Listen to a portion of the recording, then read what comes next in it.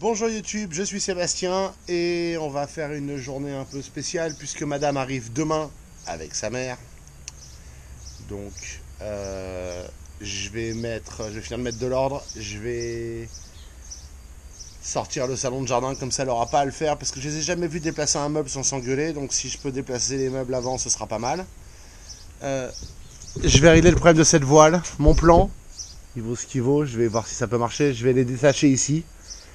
Voir comment celle-là se met naturellement, la retendre probablement un peu, et puis tendre celle-là plus accrochée là-bas, détendre ici, enfin rallonger ici, de façon à ce qu'elle se chevauche, en espérant que ça fasse l'effet escompté. Bon, c'est pas parfait, mais l'espacement est nettement mieux. Le problème, c'est que celle-là, du coup, est plus basse, puisque l'angle est mauvais, parce qu'il y a la façade. Clairement, c'est pas une équation soluble sans changer les points d'ancrage. Or, j'ai pas le droit d'en rajouter sur la façade. Donc, je suis confronté à ces quatre là et au barreau là-bas. Et elles veulent pas en mettre un ici. Ou là, peu importe, parce que ce serait dans la vue. Donc, à défaut d'alternative, je ferai pas mieux. Mais ça va quand même plus protéger du soleil.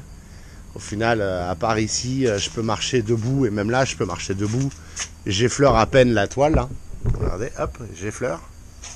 Ce qui veut dire que on peut mettre la table bien à l'ombre et être plus nombreux à manger à l'ombre. Et puis voilà, sachant que là, en plus, on est le matin, donc le soleil est encore là-bas. Quand il sera dessus, on aura plus de surface. Mais objectivement, c'est pas la solution miracle qu'on espérait. Dans le fond, une voile carrée ou presque accrochée là-bas sur le piton le plus au bout, au barreau de la fenêtre et là avec un décroché pour l'arbre parce qu'il va forcément nous faire chier, ce serait pas forcément une mauvaise stratégie. Le problème, c'est de trouver la toile. Bah voilà, ça fait un peu moins vide.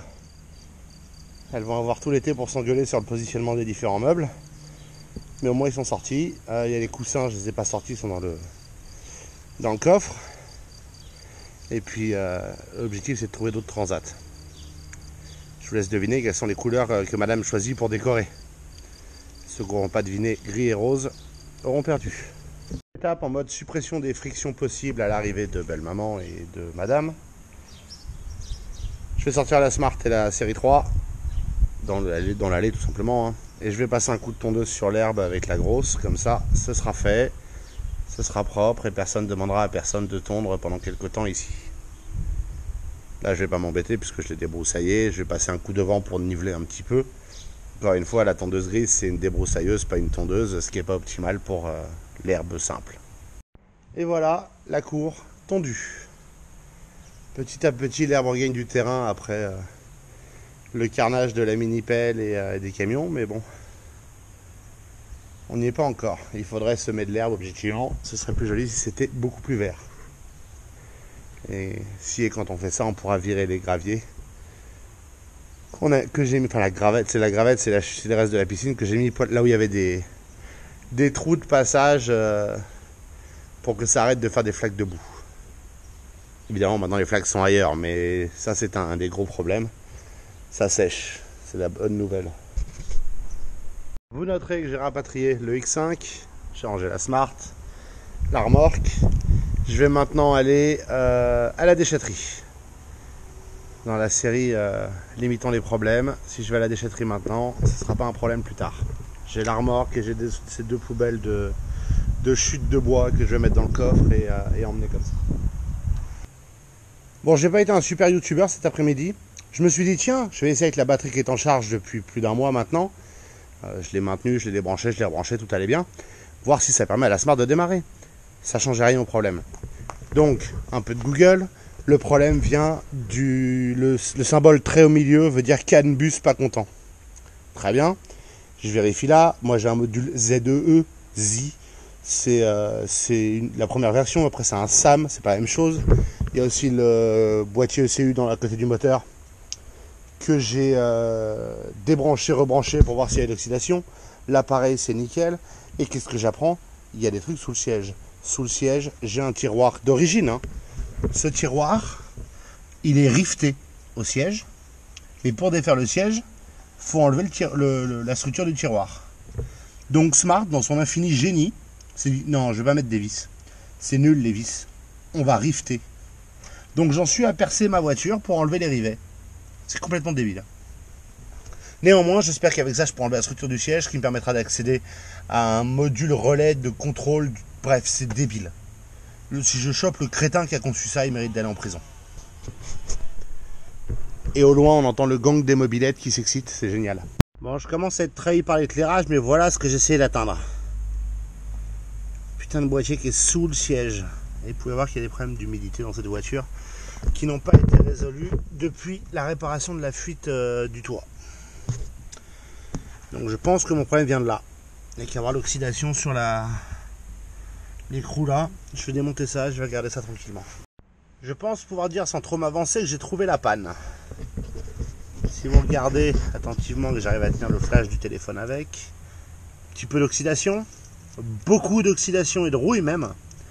Et là l'oxydation aussi de combat. Il y a des prises qui sont restées dedans quand je les ai sorties. Il y en a 2 qui ont cassé. 3 qui ont cassé, vous voyez.